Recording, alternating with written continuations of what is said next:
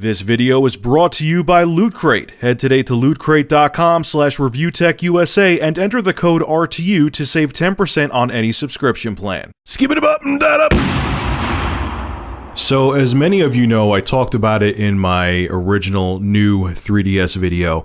Xenoblade Chronicles is going to be only compatible with the new 3DS because it has more buttons that are required for the game and because the new 3DS has a faster CPU. Now, I gave my take on the whole new 3DS thing and how I'm very, at best, lukewarm on it. And a lot of the defense I heard for people defending Nintendo was, well, Rich, Apple comes out with a new iPod every year. Why is it, when other companies do things like this, you don't jump on them? But I'll say back before I go into my whole history of Nintendo and portable consoles is that the iPod and iPhone are multimedia devices. When you buy a 3DS, when you buy a PS4, when you buy an Xbox One, Xbox 360, PS3, etc., you're buying a dedicated gaming console. And the nice thing about buying a dedicated gaming console, and the reason people do this, is because the luxury of owning one of those devices is that you're going to at least get 5 years out of it, usually. So has Nintendo done something like this in the past before where they cut, even if their console was selling well, where they cut one of their portable consoles, the lifespan of it short?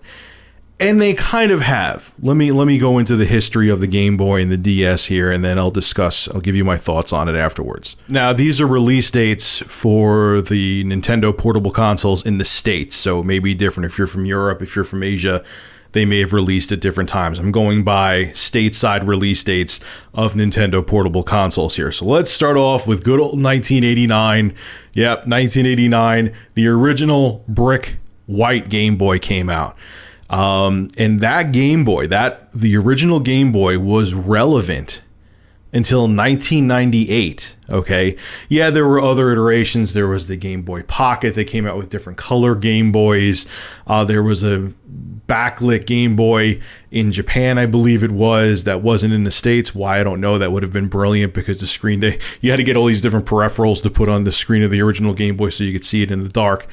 But point being is that the original game, it doesn't matter, even though they came out with different Game Boys, if you had an original Game Boy from 1989, you could play all the games that came out for the Game Boy until they came out with the only thing it wasn't compatible with was the Game Boy Color game. So if you got a Game Boy game in 1997 and you bought your Game Boy in 1989 and it was still working, you could play any game for the Game Boy that was out there. So it almost had a decade-long run as being the original Game Boy was Nintendo's relevant console for almost a decade, okay?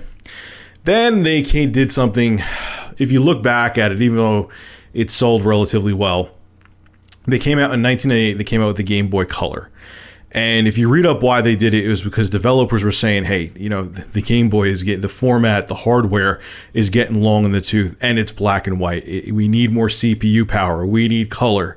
So I think because they were getting pressure from devs and third-party devs, they came out with the Game Boy Color. And what was weird was in 2001, they came out with the Game Boy Advance. So the Game Boy Color was only Nintendo's lead platform for 3 years. Looking back at that, though, like I just said, I think Nintendo did it to probably appease shareholders because they were getting pressure from third-party devs. That was the reason why the Game Boy Color existed. And honestly, it was pretty ridiculous if you think about it, especially for the 3 extra years. I know people are going to disagree with this. I think Nintendo should have held off, just held with the original Game Boy. And because people were pissed off at that, they got the Game Boy Color, and in 2001, the Game Boy Advance came out. And then Nintendo kind of did it again. The Game Boy Advance was their most relevant platform only until 2004 when Nintendo dropped the DS. Now, here's the thing that's interesting about the DS, because Nintendo almost went back to what they did with the Game Boy. Not as long of a life, not almost a decade, but a hell of a lot longer than what they did with the Color Game Boy and the Advanced Game Boy. The DS, yes, there was the DSi. Yes, there was the DS Lite. There was the DSi XL and all that other crap. The DS was Nintendo's relevant. If you had the original ugly-ass DS, you could still play all the games that you could play in the DSi, minus they had like a DSi shop.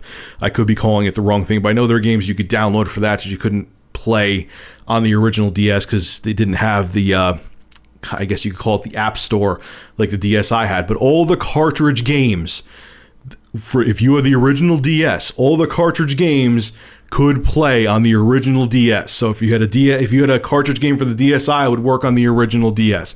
So from 2004 to 2011, 7 years, the DS had a shelf life. The original DS had a shelf life of 7 years. There was no other format out there. So you got over half a decade out of your DS if your original one was still working, until they came out with the 3DS in 2011. And now we know what's going on. Probably in 2015 in the States, we're going to get a newer 3DS. So 3 years and change is the shelf life of the original 3DS. So Nintendo has kind of done this before, but then they kind of went back and forth. Almost a decade with the original Game Boy. 7 years with the DS. I mean, they had those little hiccups with the Advance and the Color, but they kind of have done it in the past and they haven't. What concerns me now, though, and you would think that Nintendo would think about this, is that they would understand that a person who buys a dedicated console, the reason I like dedicated consoles, even with my damn gaming PCs, is you know that you're going to at least get 5 years out of it, where you don't have to worry about getting a new console, where you don't have to worry about upgrading hardware. It's a luxury. And yes, I know they've done it in the past before with the Color and Advance Game Boys, but I don't think they should have repeated that, because people look like, oh, you know, the Game Boy, if I buy a 3DS, listen to me, I know that Nintendo's probably going to support it until like 2016, 2017, so I'll get a few more years out of it.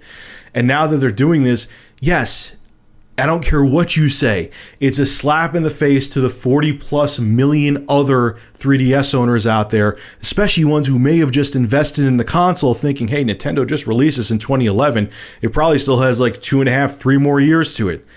No, it doesn't. It has only a few more months, and then if you want to play games like Xenoblade Chronicles, you're going to have to buy the new 3DS console. And yeah, it's a slap in the face to fans of Nintendo and consumers of Nintendo, no matter what anybody says. Alright folks, this is Rich of Review Tech USA. Make sure to rate, comment, favorite, and subscribe. And as always, thank you for supporting my channel. Have a good one.